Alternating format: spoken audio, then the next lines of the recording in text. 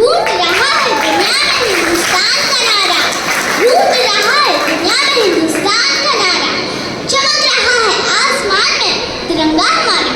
आदरणीय प्रधानाचार्य जी doctor Amita Dutta ma'am, उप प्रधानाचार्य जी पुष्पा मैम, सुपर्णा मैम, संयोजिका जी, विभाग प्रभारी, सम्माननीय शिक्षकगण, अभिभावक और मेरे प्रिय साथियों, आप सभी को मेरा सादर नमन एवं स्वतंत्रता दिवस की हार्दिक शुभकामनाएं।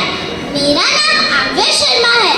मुझे इस बात की बहुत खुशी है कि मुझे आज के दिन बोलने का अवसर प्रदान किया गया। आज हम सब यहाँ भारत के 79वें स्वतंत्रता दिवस को गर्व और उल्लास के साथ मनाने के लिए एकत्रित हुए हैं। यह दिन सिर्फ एक तारीख नहीं बल्कि हमारी आज़ादी, आत्मसम्मान और उन लाखों बलिदानों का प्रतीक है जिनकी वजह से आज हम खुलकर सांस ले पा रहे हैं। तो आइए इसी क्रम में सबसे पहले इतिहास की ओर एक नजर डालते हैं। 15 अगस्त 1947 वह दिन जब हमारे भारत देश ने 200 वर्षों की ब्रिटिश गुलामी से मुक्ति पाई। इस आजादी के लिए हजारों वीरों ने अपना जीवन कुर्बान कर दिया। महात्मा गांधी जी के नेतृत्व में चला अहिंसा आंदोलन, भगत सिंह और उनके साथियों का बलिदान, नेताजी सुभाष चंद्र बोस जी की आजाद हिंद फौज और हजारों अज्ञात स्वतंत्रता सेनानियों का संघर्ष, इन्हीं के प्रयासों से भारत स्वतंत्र हुआ। तो चलिए अब एक झलक वर्तमान भारत पर डालते हैं। आज का भारत तकनीक, शिक्षा, रक्षा, विज्ञान और संस्कृति के क्षेत्र में तीव्र गति से आगे बढ़ रहा है। हमने चंद्रयान-3 के माध्यम से चांद की सतह पर कदम रखकर इतिहास रचा। डिजिटल इंडिया, स्टार्टअप इंडिया और आत्मनिर्भर भारत जैसे अभियान देश को एक नई दिशा प्रदान कर रहे हैं। इसी कड़ी में वर्ष 2025 में हमने गर्व का एक और क्षण देखा जब हमारे देश के साहसी अंतरिक्ष यात्री कैप्टन सुभांशु शुक्ला ने अंतर्राष्ट्रीय अंतरिक्ष स्टेशन की यात्रा कर राष्ट्र का नाम विश्व पटल पर स्वर्णाक्षरों में अंकित किया।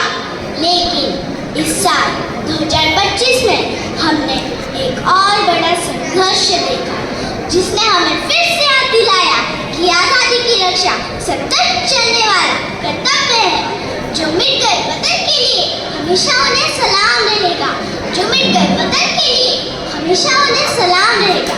जो जिंदा है देश के लिए उनका नाम भी महान रहेगा, जो जिंदा है देश के लिए उनका नाम भी महान रहेगा। 2025 भारत पाक संघर्ष और ऑपरेशन सिंधु। 22 अप्रैल 2025 को पहलगाम, जम्मू कश्मीर में हुए भीषण आतंकवादी हमले में 26 निर्दोष नागरिकों की जान गई।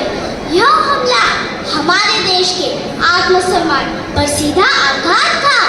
भारत ने इस हमले का मूक जवाब नहीं दिया बल्कि साहस और रणनीति के साथ चलाया गया ऑपरेशन सिंधु। इस अभियान का नाम ऑपरेशन सिंधु रखा गया और गर्व की बात यह रही कि इसका नेतृत्व 2 बहादुर नारियों ने किया जिनका नाम कर्नल सोफिया कुरैशी और वीर कमांडर व्योमिका सिंह इन्होंने किया। यह भारत की नारी शक्ति और साहस का प्रतीक है। 10 मई को युद्ध विराम सीज फायर की घोषणा हुई, लेकिन भारत ने एक बार फिर दुनिया को दिखा दिया कि हम शांति में विश्वास रखते हैं लेकिन हमला बर्दाश्त नहीं करते। तो ऐसा है हमारा भारत देश जिसकी जितनी भी प्रशंसा की जाए उतनी ही कम है। अंत में अपनी वाणी को विराम देते हुए कुछ पंक्तियां बोलना चाहती हूँ।